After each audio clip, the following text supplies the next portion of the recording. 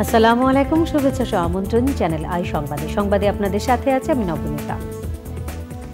বিস্তারিত সংবাদের শুরুতেই সুপার ফ্রেশ সয়াবিন অয়েল সংবাদ শিরোনাম। জাতীয় নির্বাচনে মনোনয়নপত্র দাখিলের আগের দিনও ঋণ বা সেবা বিল শোধ করার বিধান, আয়কর সনদ জমা বাধ্যতামূলক করে মন্ত্রিসভায় আরপিও সংশোধন।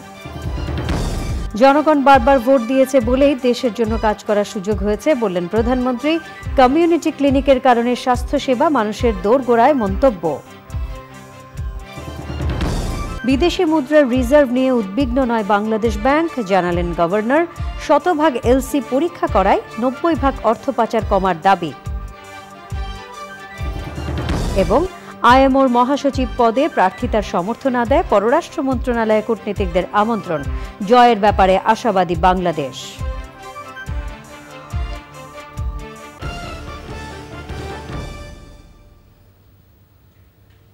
এছাড়াও সোশ্যাল ইসলামী ব্যাংক লিমিটেড বিশেষ সংবাদে থাকছে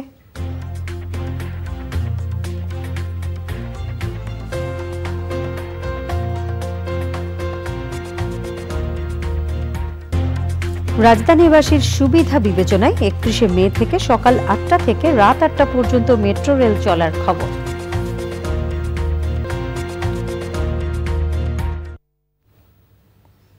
সংবাদ শিরোনামগুলো জানাচ্ছিলাম। এখনকার এই সংবাদ আয়োজন একই সঙ্গে চ্যানেলের ইউটিউব চ্যানেল এবং চ্যানেলের ওটিটি প্ল্যাটফর্ম আই স্ক্রিনে লাইভ স্ট্রিম হচ্ছে। যাচ্ছে পুরো সংবাদে। জাতীয় নির্বাচনে মনোনয়ন দাখিলের আগের দিন পর্যন্ত ঋণ বা সেবা বিল শোধ করার সুযোগ রেখে গণপ্রতিনিধিত্ব আদেশ সংশোধনের চূড়ান্ত অনুমোদন দিয়েছে মন্ত্রিসভা। মনোনয়নের সাথে এবার আয়কর সনদও জমা দিতে হবে। মনোনয়ন গ্রহণ করা হলেও তার বিরুদ্ধে আপিল করার নিয়ম রাখা হয়েছে। আরও জানাচ্ছেন রফিকুল বাশা। আসন্ন জাতীয় সংসদ নির্বাচনকে ঘিরে গণপ্রতিনিধিত্ব আইনে পরিবর্তন আনা হচ্ছে। নির্বাচন কমিশনের সুপারিশের আলোকে বেশ কিছু পরিবর্তন অনুমোদন দিয়েছে মন্ত্রিসভা।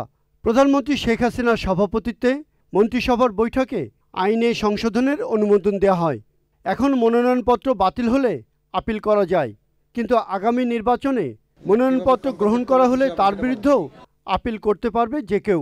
ঋণ পরিশোধের অসুবিধা থাকে কিংবা কোনো বিল পরিশোধের প্রসঙ্গ থাকে, তাহলে ছিল যে 7 দিন আগে, মানে সর্বশেষ মনোনয়নপত্র গ্রহণের সর্বশেষ আগে 7 দিন আগে এটি ক্লিয়ার হওয়ার কথা ছিল।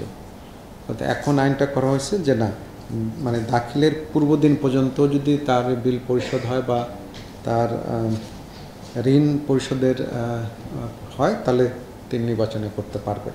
মনোনয়নপত্র যখন জমা দেয় তখন যিনি যদি কেউ রিজেক্ট করে আর কি, রিজেক্ট হলে পর তখন তিনি আপিল করতে পারতেন। তো এখন শুধু রিজেক্ট করা না, মানে আপনি এটা হলো যে রিটার্নিং অফিসার যে সিদ্ধান্তই দেন যদি গ্রহণও করেন তাহলেও আপিল করা যাবে। প্রমাণিত অভিযোগের ভিত্তিতে কমিশন এক বা একাধিক কেন্দ্রের ভোট বাতিল করতে পারবে, তবে পুরো আসন নয়।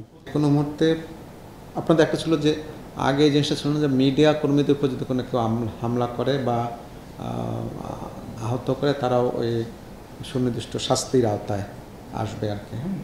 সেটি বলা আছে। আর একটা আছে, নির্বাচনে যে কোনো মুহূর্তে পেশি শক্তি বা অন্য যে কোনো কারণে এক বা একাধিক কেন্দ্রের ফলাফল স্থগিত বা বাতিল করার ক্ষমতা ওই নতুন করে আমাদের দেওয়া হয়েছে, যে কেন্দ্র বা নির্দিষ্ট কেন্দ্র বা এক বা একাধিক কেন্দ্র হলে সেখানে সেটি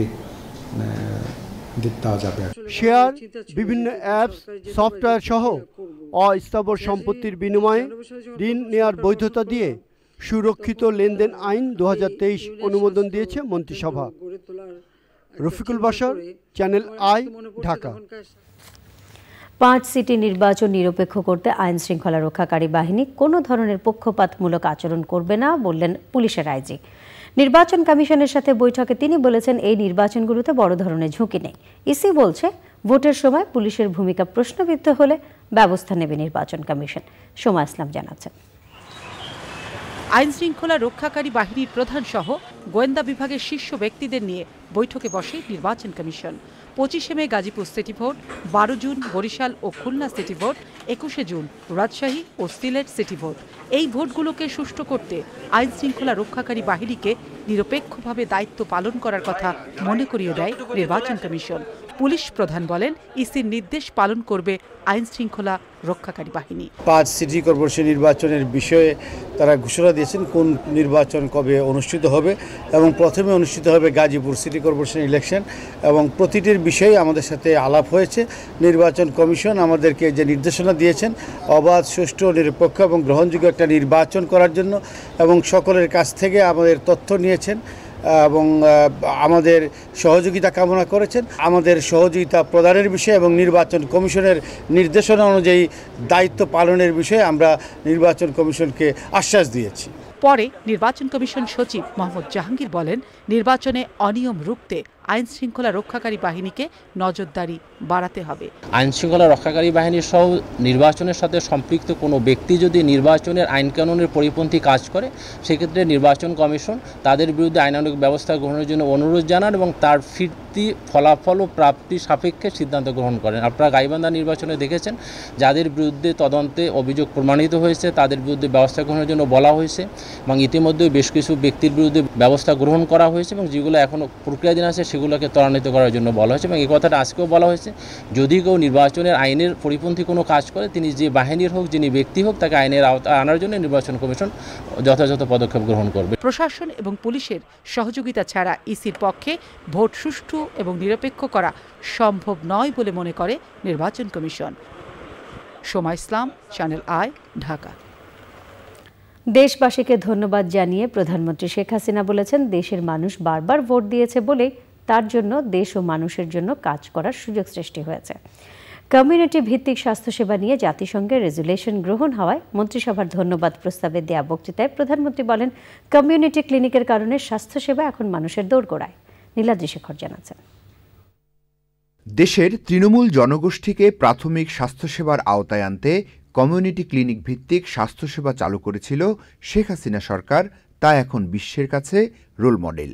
সারা দেশে 14,000-এর বেশি কমিউনিটি ক্লিনিক রয়েছে, যা তৃণমূলের মানুষের নিরবিচ্ছিন্ন স্বাস্থ্যসেবা নিশ্চিত করছে। জাতিসংঘে কমিউনিটি ভিত্তিক স্বাস্থ্যসেবা বিষয়ক রেজুলেশন সর্বসম্মতিক্রমে গ্রহণ হওয়ায় প্রধানমন্ত্রী শেখ হাসিনাকে ধন্যবাদ জানায় মন্ত্রিসভা। জননেত্রী শেখ হাসিনাকে আন্তরিক শুভেচ্ছা। তৃণমূল মানুষের জন্য কমিউনিটি ক্লিনিক চালু করা হলেও বিএনপি জামাত সরকার পরে তা বন্ধ করে দেয় বলে জানান প্রধানমন্ত্রী। এর সঙ্গে শুধু স্বাস্থ্য সেবাটাই নিশ্চিত হয়নি, আমরা মাতৃমৃত্যু হার কমাতে পেরেছি, শিশু মৃত্যু হার কমাতে পেরেছি, মাতৃত্বকালীন সেবা তারা পাচ্ছে, এবং একটা এগুলি সব কিন্তু একদম কম্পিউটারে সমস্ত রেকর্ড থাকে যারা যারা কাজ করে। আবার ওই একটা সেন্টার ঘিরে কিন্তু বহু মানুষের কর্মসংস্থান, গ্রামে কর্মসংস্থান বৃদ্ধির ক্ষেত্রে এটাও কিন্তু একটা বিরাট অবদান রেখে গেছে। কারণ একটা ক্লিনিক মানুষ আসে যায়, রিক্সা ভাড়া, ভ্যান ভাড়া, চায়ের দোকান, এটা আসে মিলে, আবার ওখানে যে সমস্ত জিনিসপত্র সাপ্লাই দিতে হয় সেই কাজটা স্থানীয় লোকরাই করে। আবার কম্পিউটার এক্সপার্ট, মানে বহু লোকের কর্মসংস্থান, বিশেষ করে মেয়েদের কর্মসংস্থানটা খুব বেড়েছে। সরকারের সব অর্জন দেশের মানুষের কারণেই সম্ভব হয়েছে উল্লেখ করেন সরকার প্রধান। তো এই সেবাটা অন্তত মানুষের দোরগোড়ায় চলে গেছে, এটা হলো বড় কথা। আর মানুষ চিকিৎসা নিতে আসে, সেটাই বড় কথা। তো এটা আমি আসলে ধন্যবাদ আমার দেশবাসীকে। তারা যদি বারবার ভোট না দিত আর আমাকে সেবা করার সুযোগ না দিত, আমি তো তাহলে আসতে পারতাম না। আর আল্লাহর কাছে আমার এটুকু শুকরিয়া আদায় করা যে গ্রেনেড, বোমা, গুলি সব কিছু মুখোমুখি করে আমি বেঁচেও আছি এবং দেশের মানুষের জন্য কাজ করতে পারছি, এটাই সব থেকে বড় কথা। যেসব দেশ এখনও তৃণমূল মানুষের কাছে স্বাস্থ্যসেবা পৌঁছে দিতে পারেনি, তারা চাইলে বাংলাদেশ থেকে অভিজ্ঞতা নিতে পারে বলেও মনে করেন প্রধানমন্ত্রী Sheikh Hasina. Niladri Shekhar, channel I, Dhaka. Reserve কত বিলিয়ন তা নিয়ে উদ্বিগ্ন নয় বাংলাদেশ ব্যাংক। তার চেয়ে গভর্নরের কাছে গুরুত্ব পাচ্ছে রিজার্ভ থেকে $1 কমছে না, বরং বাড়ছে। কমতে থাকা রিজার্ভ এবং এর ফলে ডলারের দাম নিয়ন্ত্রণের বাইরে চলে যেতে পারে। BIDS এর এক আলোচনায় অর্থনীতিবিদদের এমন শঙ্কার জবাবে তিনি বলেন, 100% এলসি পরীক্ষা করা হচ্ছে এবং এতে 90% টাকা পাচার ঠেকানো গেছে। হুন্ডির সাথে এখনও পেরে ওঠা যায়নি, তবে হাল ছাড়ছে না কেন্দ্রীয় ব্যাংক। সুদের হার বাড়িয়ে মূল্যস্ফীতি নিয়ন্ত্রণে অর্থনীতিবিদদের পরামর্শও কাজে দেবেন না মনে করছে সরকার। কোনো পরামর্শ যদি কাজে না লাগে তবে এমন সভা সেমিনার করা কেন, সেই প্রশ্নও তুলেছেন তারা। রিজভী নওয়াজ জানাচ্ছেন। প্রতিবেশী দেশ শ্রীলঙ্কা এবং পাকিস্তানের দুর্গতির পর বাংলাদেশ ব্যাংকের বিদেশি মুদ্রার রিজার্ভ নিয়ে নিয়মিত চর্চা হচ্ছে। সুধী সমাজ, রাজনীতিক, এমনকি নাগরিকদের মাঝেও যথেষ্ট আগ্রহ। বিশেষ করে আইএমএফের ঋণ নেওয়ার কথাবার্তা শুরুর পর থেকে সেই আলোচনা কেবল তপ্তই হয়েছে। গত আগস্টে $48 বিলিয়ন থেকে 9 মাসে রিজার্ভ 30 বিলিয়নে নেমে আসা এবং ডলারের বিপরীতে টাকার মান 20 থেকে 25 টাকা কমে যাওয়ায় বিষয়টি টক অব দ্য কান্ট্রিতে পরিণত হয়। মার্চে নিট রিজার্ভ $22.95 বিলিয়ন রাখার আইএমএফের শর্ত পূরণে ব্যর্থ বাংলাদেশ ব্যাংক জুনে 24.46 বিলিয়নে নিতে পারবে কিনা এই প্রশ্ন উঠে এলো বিআইডিএস এর আলোচনায়। রিজার্ভ কমছে, এখন পর্যন্ত কমছে। এক্সচেঞ্জ রেট নিয়ে আনসার্টেনিটিটা এখনও আছে। মার্কেট পারসেপশন কিন্তু বেশ একটা কনসার্ন বিরাজ করছে যে এক্সচেঞ্জ রেট হয়তো ধরে রাখা সম্ভব হবে না যদি এইভাবে রিজার্ভ কমতে থাকে, which is not unfounded, because instability আসার আগে রিজার্ভ কমাটাই কোয়াইট প্রেডিক্টেবল। আমার যেটা কথা হলো যে আমরা কি এই অবস্থা, do we see the light at the end of the tunnel? 1 বছর তো হয়ে গেল, আর কতদিন রিজার্ভ ফল করবে এবং কতখানি অ্যাফোর্ড করতে পারবে গভর্নমেন্ট? এখন যদি 22 থাকে বা 23 থাকে বা 24 থাকে, সেখান থেকে যদি আরও 10 হারিয়ে ফেলি তাহলে আমরা কোথায় যাব? এটা নিয়ে তো ভাবার সময় এসছে। হুন্ডি হাওলাতে যে ধরনের ইনসেন্টিভ, এটা তো কোনোদিনও আমরা দিয়ে পারবো না। যে নাকি অন্যায়ভাবে টাকা আয় করেছে সে 130 টাকা দিয়েও দেশ থেকে টাকা নিয়ে যাবে, তো জিরো কস্ট। কর খেলাপি, ঋণ খেলাপি, ওর জন্য $110 কি আর 130 টাকা ডলারই কি? পরিস্থিতি সামাল দিতে কি করা হচ্ছে জানালেন বাংলাদেশ ব্যাংক গভর্নর। রিজার্ভ কত সেটা আসলে খুব একটা আমি মনে করি ইম্পর্টেন্ট বিষয় না। ইম্পর্টেন্ট বিষয়টা হলো এটা কমছে না বাড়ছে। আমার রিজার্ভ যদি 25 বিলিয়নও থাকে আর ডেইলি যদি $1 করে অ্যাড হয়, আমি দিস ইজ ফাইন, কোনো অসুবিধা নাই। কিন্তু আমার রিজার্ভ যদি 40 বিলিয়ন হয় আর ডেইলি যদি 100 মিলিয়ন করে কমে, এই রিজার্ভে ঝামেলা আছে। আপনার দেখেন জাপানের $কয় ট্রিলিয়ন রিজার্ভ, তারপর তার কত পার্সেন্ট ডিভ্যালুয়েশন হয়েছে। সিঙ্গাপুরে কত বিলিয়ন ডলার রিজার্ভ, তারপর কত পার্সেন্ট ডিভ্যালু হয়েছে। সো রিজার্ভ দিয়ে আপনাকে কারেন্সির ভ্যালু ধরে রাখা কোনো সুযোগ নাই। এটা it is not an instrument at all. রিজার্ভের হিসাবায়ন নিয়ে আইএমএফের প্রশ্নের মুখে কেন্দ্রীয় ব্যাংক বলেছিল এখন থেকে নিট রিজার্ভের পরিমাণ জানানো হবে।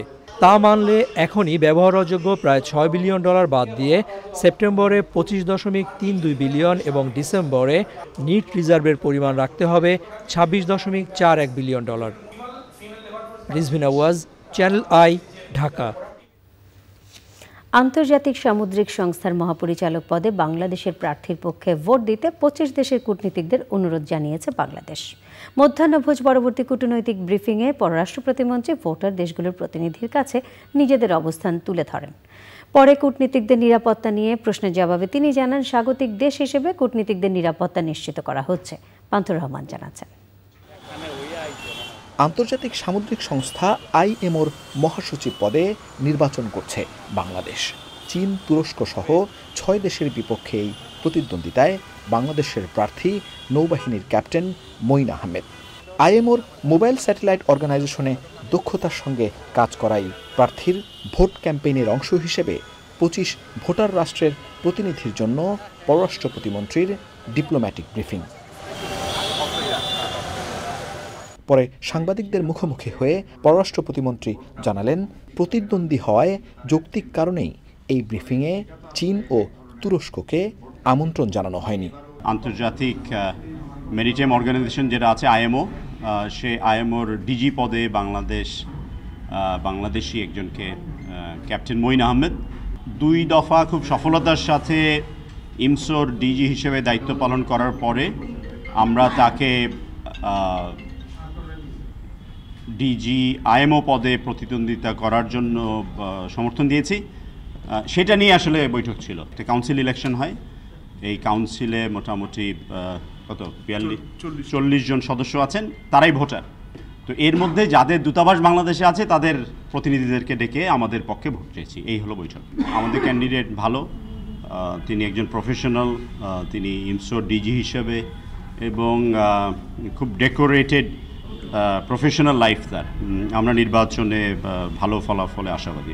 সে সময় কূটনীতিকদের নিরাপত্তা কমানোর ইস্যুতে প্রতিমন্ত্রী বললেন, বাংলাদেশ দক্ষতার সঙ্গেই নিরাপত্তা দিচ্ছে। কূটনীতিকদের নিরাপত্তার দায়িত্ব বাংলাদেশ পৃথিবীর অনেক দেশের চেয়ে অনেক ভালোভাবে দক্ষতার সাথে আমাদের নিরাপত্তা বাহিনীগুলি, সরকার, স্বরাষ্ট্র মন্ত্রণালয় অব্যাহতভাবে দিয়ে যাচ্ছে, দিয়ে যাবে। কিন্তু এই রিলেটেড যে কিছু ভুল তথ্যের ভিত্তিতে কিছু প্রশ্নের যে উদ্ভব হয়েছে, আমরা যথেষ্ট ব্যাখ্যা দিয়েছি। আমার মনে হয় ইট শুড এন্ড হিয়ার, এবং ইটস নট এন ইস্যু। এটা আমাদের নিয়মিত কার্য পরিধির একটি অংশ, এবং সবাইকে ব্যাখ্যা করে দেওয়া হয়েছে, এবং দ্যাটস হোয়াট ইট ইজ। এবং আমরা খুবই ওয়াকিবহাল। যারা নিষেধাজ্ঞা দেবে তাদের কাছ থেকে পণ্য কিনবে না বাংলাদেশ। প্রধানমন্ত্রী শেখ হাসিনার এই বক্তব্য চলমান বাণিজ্য সম্পর্কে প্রভাব ফেলবে না বলেও মন্তব্য করেন শাহরিয়ার আলম।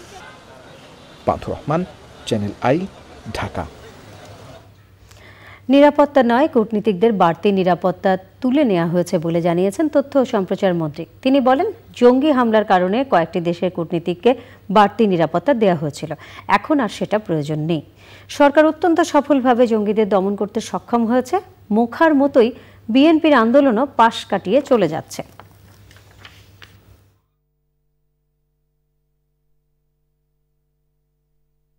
সমস্ত কূটনীতিকদের নিরাপত্তা দেওয়া হয়, কিন্তু দেশে জঙ্গি তৎপরতা বৃদ্ধি পাওয়ার পর কয়েকজন কূটনীতিককে বাড়তি নিরাপত্তা দেওয়া হচ্ছিল, এবং আমাদের সরকার অত্যন্ত সফলভাবে জঙ্গিদের দমন করতে সক্ষম হয়েছে। জঙ্গি দমনের সক্ষমতায় আমরা অনেক উন্নত বড় দেশের চেয়েও আমরা সক্ষমতা বেশি দেখাতে পেরেছি। সেই কারণে যে বাড়তি নিরাপত্তা দেওয়া হতো সেটি উইথড্র করা হয়েছে, নিরাপত্তা উইথড্র করা হয়নি। দ্রব্যমূল্যের ঊর্ধ্বগতি ও 10 দফা দাবিতে ঢাকা ছাড়া দেশের সব মহানগরে 23 এবং 28 মে দুদিন পদযাত্রা কর্মসূচি করবে বিএনপি। দলের কেন্দ্রীয় কার্যালয়ের সংবাদ সম্মেলনে বিএনপি যুগ্ম মহাসচিব রুহুল কবির রিজভী কর্মসূচি ঘোষণা করে জানান, নারায়ণগঞ্জ, গাজীপুর, ময়মনসিংহ, রংপুর, রাজশাহী, খুলনা, বরিশাল, কুমিল্লা, সিলেট এবং চট্টগ্রাম এই 10 মহানগরে পদযাত্রা কর্মসূচি হবে। দেশজুড়ে বিএনপির নেতাকর্মীদের গায়েবী মামলায় গ্রেপ্তার ও নির্যাতন করা হচ্ছে বলেও মন্তব্য করেন তিনি। এবারে আই স্পোর্টস। আরিফ, ধন্যবাদ আপনাকে। চলে যাচ্ছি সংবাদের পরবর্তী অংশে। 80 বছরে পা রাখলেন বাংলাদেশের ওয়ার্কার্স পার্টির সভাপতি রাশেদ খান মেনন। বর্ষিয়ান নেতার জন্মদিনের আয়োজনে বক্তারা বলেছেন, দেশের গণতন্ত্র ও অসাম্প্রদায়িকতার পক্ষে কাজ করছেন তিনি। পরাগ আসিম জানাচ্ছেন।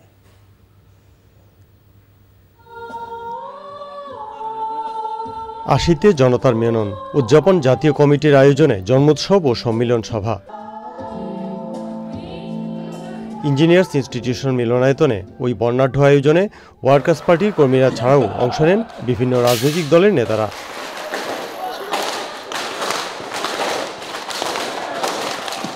শুরুতে এই বর্ষিয়ান নেতার জীবন ও কর্মের উপর একটি প্রামাণ্যচিত্র দেখানো হয়।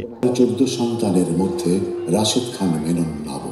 এরপর আলোচনায় অংশ নেন রাজনীতিবিদেরা। আমরা যত জোটই করি না কেন, সব জোট যখন একসাথে বসতাম, আমাদের সমস্ত কথাগুলি মিলিয়ে যখন সংগ্রামের মূল কথা প্রেসে যেতে হতো বা আমাদের বক্তব্য দিতে হতো, সেই লেখাটা একদম পার্মানেন্ট সবসময় মিলন সাহেবের উপরে দায়িত্ব পড়ত। বঙ্গবন্ধু তার সারা জীবন দিয়ে যে বাংলাদেশটা আমাদের হাতে তুলে দিয়ে গেলেন, তার জীবনের বিনিময়ে মেননও আছেন তারই কন্যার সহযাত্রী হিসাবে, শেখ হাসিনার সহযাত্রী হিসাবে। এবং আমি মনে করি যে আলোর পথযাত্রী, এ যে রাত্রি এখানে থেমো না। রাশেদ খান মেনন সেই অগ্রণী সেনানী যিনি সামরিকতন্ত্র আওয়ামী লীগকে এক পাল্লায় মাপেনি, বিএনপি এবং আওয়ামী লীগকে এক পাল্লায় মাপেনি, সাম্প্রদায়িকতা এবং আওয়ামী লীগকে এক পাল্লায় মাপেনি। আয়োজনের সবশেষ বক্তা ছিলেন রাশেদ খান মেনন। একটি মানবিক বাংলাদেশের স্বপ্নের কথা জানালেন তিনি। আমরা তো বলতে পারি যে আমরা উন্নত জীবনের পথে প্রবেশ করেছি, কিন্তু সামনের পথ কি? সামনের পথের দায়িত্ব দিতে হবে তরুণ প্রজন্মকে।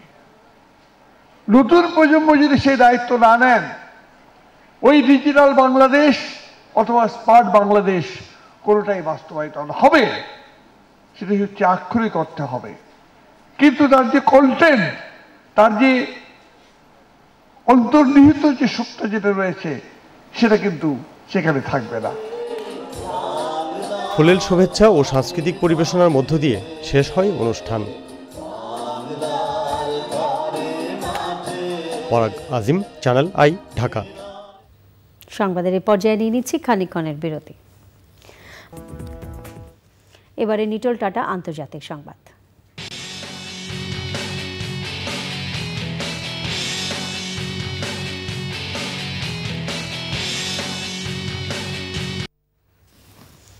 রাশিয়ার ছোঁড়া 30টি ক্ষেপণাস্ত্রের মধ্যে 29টি ভূপাতিত করার দাবি করেছে ইউক্রেন। ইউক্রেনের সামরিক বাহিনী জানায় বুধবার রাতে রুশ বাহিনী বিভিন্ন দিক থেকে দফায় দফায় ক্রুজ ক্ষেপণাস্ত্র ছোড়ে। ইউক্রেনের আকাশ প্রতিরক্ষা ব্যবস্থা রাশিয়ার ছোড়া 29টি ক্ষেপণাস্ত্র আকাশই ধ্বংস করে। তবে আকাশ থেকে ক্ষেপণাস্ত্রের ধ্বংসাবশেষ 2টি জেলায় পড়ে কিছু ক্ষয়ক্ষতি হয়েছে। বৃহস্পতিবার ভোরে কিয়েভ এবং অন্য কয়েকটি শহরেও বিমান হামলা হয়েছে। চলতি মাসে এটি নবম হামলা। খেরসন ও ওডেসায় কমপক্ষে 4 বেসামরিক নাগরিক নিহত হয়েছেন। দেশজুড়ে বিমান হামলার সতর্কতা জারি করে সবাইকে আশ্রয় কেন্দ্রে থাকার অনুরোধ জানিয়েছে ইউক্রেন। আই স্ক্রিন সাংস্কৃতিক সংবাদ।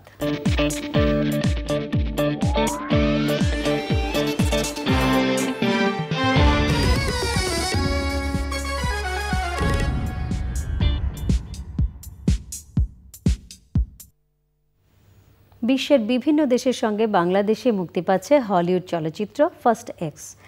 বিশ্বজুড়ে আয়ের শীর্ষে থাকা ফার্স্ট অ্যান্ড ফিউরিয়াস ফ্র্যাঞ্চাইজির 10ম সিনেমা এটি। সন্ধ্যায় রাজধানীর মহাখালীর এসকেএস টাওয়ারের স্টার সিনেপ্লেক্সে সিনেমাটির প্রিমিয়ার শো হয়েছে। এর আগে সিনেমাটির সাথে সামঞ্জস্য রেখে দেশের বিভিন্ন স্পোর্টস কারের শো অনুষ্ঠিত হয়। সেখানে বিভিন্ন নামি নামি ব্র্যান্ডের গাড়ি নিয়ে আসা হয়। শুক্রবার থেকে স্টার সিনেপ্লেক্সে একযোগে দেখানো হবে ফার্স্ট এক্স। সোশ্যাল ইসলামী ব্যাংক লিমিটেড বিশেষ সংবাদ।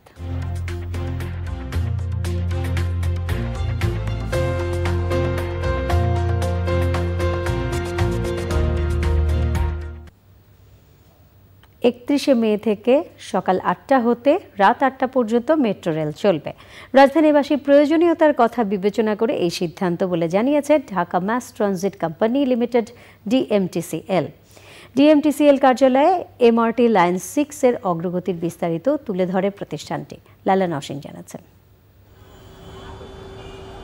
যতই দিন যাচ্ছে প্রয়োজনীয় চলাচলে মেট্রো রেল ব্যবহারে আগ্রহী হয়ে উঠছে রাজধানীবাসী। তবে কেবল উত্তরা থেকে আগারগাঁও রুটে স্বল্প সময়ের জন্য মেট্রো রেল চলাচল করায় স্বাচ্ছন্দ্যে মেট্রো রেল ব্যবহার করে গন্তব্যে যেতে পারতেন না রাজধানীবাসী।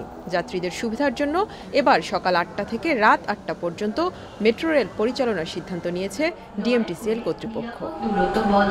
প্রতিষ্ঠানটি জানায় মেট্রো চলাচলের সময়কে পিক আওয়ার ও অফ পিক আওয়ারে ভাগ করে আগামী 31 মে থেকে পিক আওয়ারে 10 মিনিট পর পর ও অফ পিক আওয়ারে 15 মিনিট পর পর চলবে মেট্রো। সাপ্তাহিক বন্ধ থাকবে শুক্রবার। আমাদের সকাল 8টা থেকে সকাল 11টা পর্যন্ত, এটাকে আমরা বলছি পিক আওয়ার। 11টা 1 মিনিট থেকে দুপুর 3টা পর্যন্ত এই সময়টা আমাদের অফ পিক আওয়ার হবে। বিকালের পিক আওয়ার হচ্ছে দুপুর 3টা 1 মিনিট থেকে বিকাল 6টা পর্যন্ত, অর্থাৎ 6টা 1 মিনিট থেকে রাত 8টা পর্যন্ত অফ পিক আওয়ার হবে। রুটেও প্রায় 90% কাজ সম্পন্ন হয়েছে। এই রুটে অল্প কিছু স্টেশন চালু করে ডিসেম্বরের আগেই উদ্বোধনের কথা জানায় ডিএমটিসিএল। আগারগাঁও থেকে যে মতিঝিল পর্যন্ত এই অংশটা আমাদের পরিকল্পিত যে পরিকল্পনা সেটা হচ্ছে ডিসেম্বর এই বছর, কিন্তু আমরা চেষ্টা করছি যে আমরা একটু আর্লি কমিশনিং করা যায় কিনা। জনগণ চাচ্ছে যে মতিঝিল পর্যন্ত যদি ট্রাভেল করতে পারে তাইলে ওনাদের বেশি সুবিধা হয়। সেটার প্রেক্ষিতে সবগুলো স্টেশন যদি একই সঙ্গে চালু করা নাও যায়, আমরা প্রথম অংশটা যেইভাবে আমরা পর্যায়ক্রমে চালু করেছিলাম সেটা মাথায় রেখে আমরা সেখানে আর্লি কমিশনিং করতে পারি। জুলাই মাস থেকে শুরু হবে আগারগাঁও থেকে মতিঝিল অংশের পারফরম্যান্স টেস্ট। কমলাপুর পর্যন্ত মেট্রো রেল চালু হবে 2025-এর জুনে। Laila Nowshin, Channel I, Dhaka. Indie cafe global silk city সংবাদ।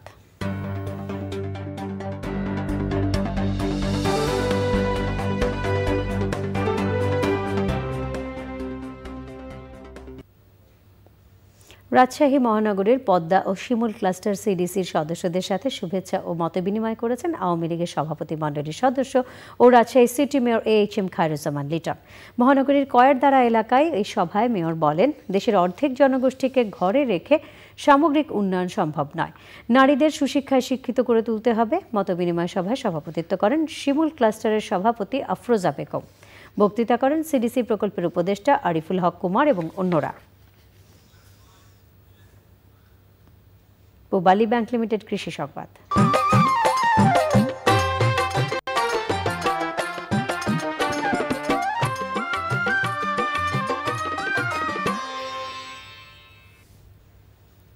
গাইবান্ধার গোবিন্দগঞ্জ উপজেলার স্বাস্থ্য কমপ্লেক্স চত্বরে বহির্বিভাগের সামনের পতিত জমিতে মিশ্র সবজি বাগান করে তুলেছেন কমপ্লেক্সের কর্মকর্তা কর্মচারীরা।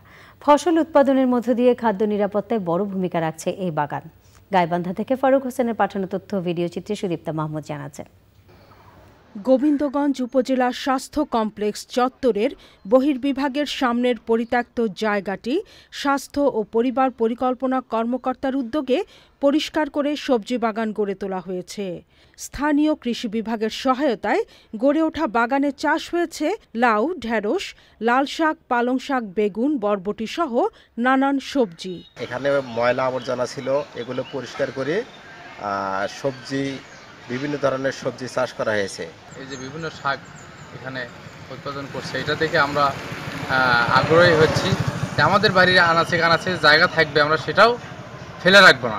উপজেলাবাসীকে চিকিৎসা সেবা দেওয়ার পাশাপাশি স্বাস্থ্য কমপ্লেক্স চত্বরের পতিত জায়গায় কর্তৃপক্ষ এমন সবজি বাগান গড়ে তোলায় সাধুবাদ জানিয়েছেন সেবা নিতে আসা রোগী ও তাদের স্বজনরা। বাগানটা করাতে উপকার হয়েছে, হসপিটালে উপকার হয়েছে, দেখতে পরিবেশ ভালো লাগছে। বিভিন্ন ধরনের শাকসবজি আবাদ করাতে তাদের অনেকেরই এখান থেকে নিয়ে যায়, খায়। সব ধরনের প্রযুক্তিগত পরামর্শ ও সহায়তা দেওয়ার কথা জানিয়েছে কৃষি বিভাগ। এর মাধ্যমে তারা একদিকে যেমন প্রতিটি স্থানে সর্বোত্তম ব্যবহার নিশ্চিত করতে পারছে, পাশাপাশি এর মাধ্যমে পুষ্টিকর, বিষমুক্ত, নিরাপদ শাক এবং সবজি উৎপাদন হচ্ছে, যা হাসপাতালের ডাইনিং সহ অন্যান্য জায়গায় তারা ব্যবহার করছে। পতিত জমিতে সবজি বাগান গড়ে তুলতে অন্যদেরও উৎসাহিত করছে কৃষি বিভাগ। Sudipta Mahmud, channel I. এখন দেখবেন প্রকৃতি সংবাদ।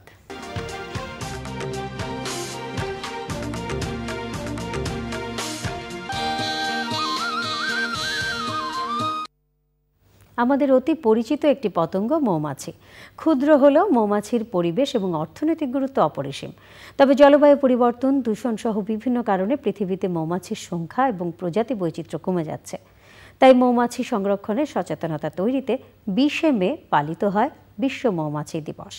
প্রকৃতি সংবাদে দেখুন মৌমাছি নিয়ে শিহাব খালেদিনের একটি ডেস্ক রিপোর্ট।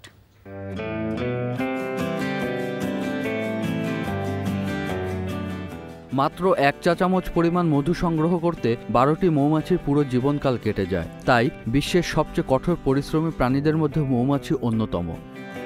মধু সংগ্রহের পাশাপাশি পরিবেশের ভারসাম্য রক্ষায় নিরলসভাবে কাজ করে যাচ্ছে মৌমাছি। প্রতিবার মধু সংগ্রহ করতে প্রতিটি মৌমাছিকে 50 থেকে 100টি ফুলে ঘুরে বেড়াতে হয়। ফুলে ফুলে ঘুরে মধু সংগ্রহ করার সময় মৌমাছিরা তাদের শরীরে ফুলের পরাগরেণু বহন করে পরাগায়নের কাজ সম্পন্ন করে। সপুষ্পক উদ্ভিদের প্রায় 90%ই সম্পূর্ণ বা আংশিকভাবে মৌমাছি সহ বিভিন্ন প্রাণীর দ্বারা পরাগায়নের উপর নির্ভরশীল। এছাড়া প্রাকৃতিক মৌচাক থেকে মৌমাছির মধু ও মোম সংগ্রহ এবং কৃত্রিমভাবে মৌমাছি পালন করে মধু উৎপাদন ও প্রক্রিয়াজাত করে জীবিকা নির্বাহ করছে অসংখ্য মানুষ।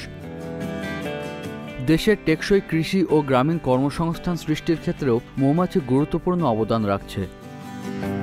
কিন্তু ফসলে বিষাক্ত কীটনাশক ও রাসায়নিক সার প্রয়োগ, জলবায়ু পরিবর্তন, দূষণ সহ বিভিন্ন কারণে মৌমাছির সংখ্যা ও প্রজাতি বৈচিত্র্য হ্রাস পাচ্ছে। ক্ষতিগ্রস্ত হচ্ছে সামগ্রিক পরিবেশ ব্যবস্থা। মৌমাছি সংরক্ষণে সচেতনতা বৃদ্ধির লক্ষ্যে 2018 সাল থেকে প্রতি বছর 20 মে পালিত হয় বিশ্ব মৌমাছি দিবস। মৌমাছির পরিবেশগত ও অর্থনৈতিক গুরুত্ব সকলের সামনে তুলে ধরাই এই দিবসের মূল উদ্দেশ্য। মৌমাছির মতো উপকারী এই পতঙ্গগুলোর স্বাভাবিক জীবন প্রবাহ নিশ্চিত করার মাধ্যমে সুরক্ষিত করা সম্ভব সামগ্রিক পরিবেশ। শিহাব খালেদিন, প্রকৃতি ও জীবন ডেস্ক, চ্যানেল আই। মৌমাছি নিয়ে বিস্তারিত প্রতিবেদন দেখবেন আজ রাত 11:30 প্রকৃতি ও জীবন অনুষ্ঠানে। এবারে এক্সিম ব্যাংক বাণিজ্য সংবাদ।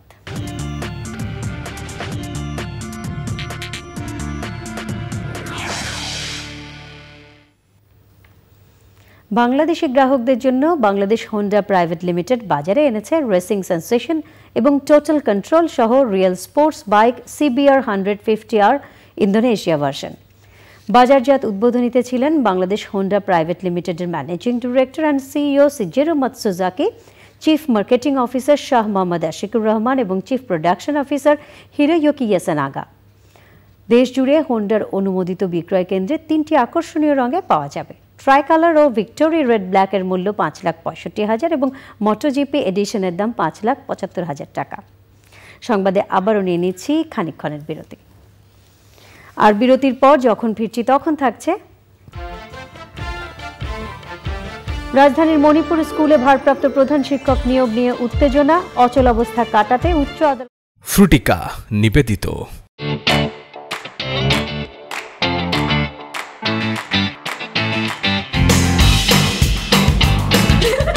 রূপান্তরের রচনা ও মুনতাসির বিপনের পরিচালনায় চ্যানেল আয়ের নতুন ধারাবাহিক অল্প স্বল্প গল্প দেখুন প্রতি বৃহস্পতিবার রাত 7:50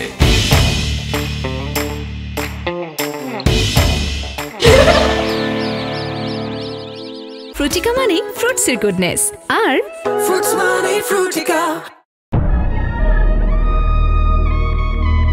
আইটু কাছে লজ্জা নাই, শরম নাই, কিচ্ছু নাই।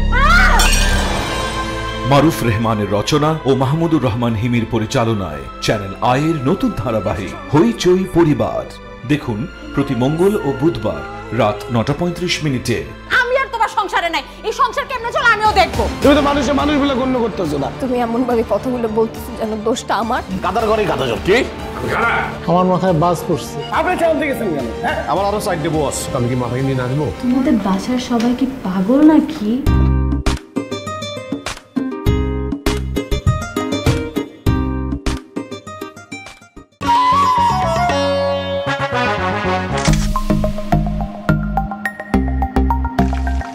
লা অলিভা দেশ বিদেশের রান্না সম্পূর্ণ নতুন রূপে।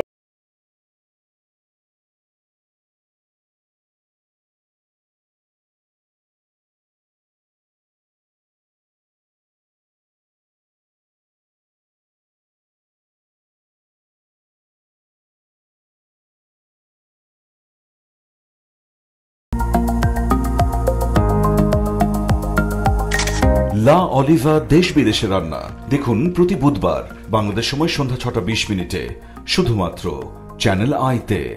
ক্যারিয়ারের ব্যাপারে কোনো আপোষ করতে চাই না। তোমরা কিন্তু অনেক লাকি। নায়িকা থাকতে হবে এরকম যেন 100% পারফেক্ট।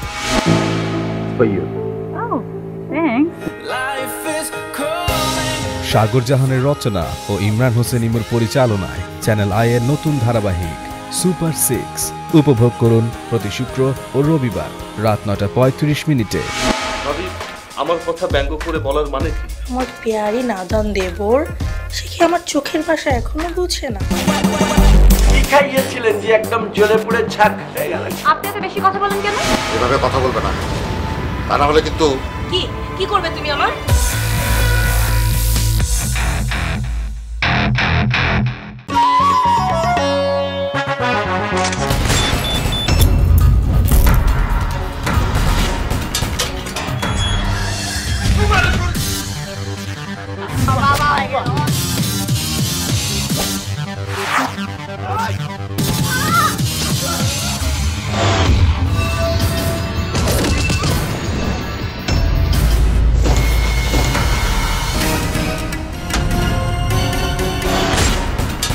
ক্রাইম স্টোরি সিজন 2 শীঘ্রই আসছে চ্যানেল আয়ের পর্দায়।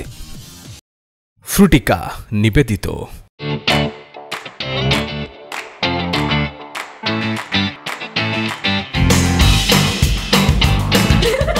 রূপান্তরের রচনা ও মুনতাসির বিপনের পরিচালনায় চ্যানেল আয়ের নতুন ধারাবাহিক অল্প স্বল্প গল্প দেখুন প্রতি বৃহস্পতিবার রাত 7:50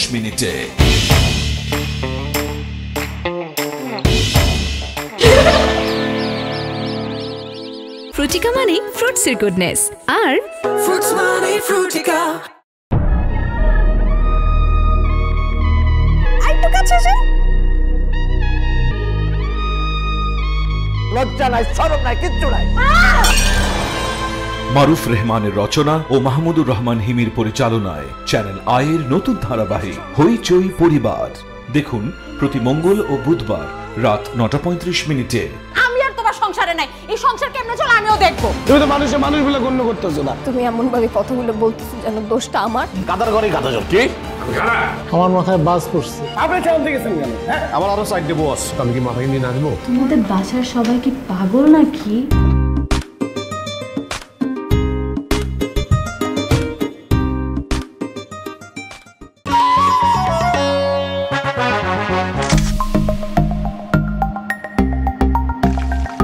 লা অলিভা দেশ বিদেশের রান্না সম্পূর্ণ নতুন।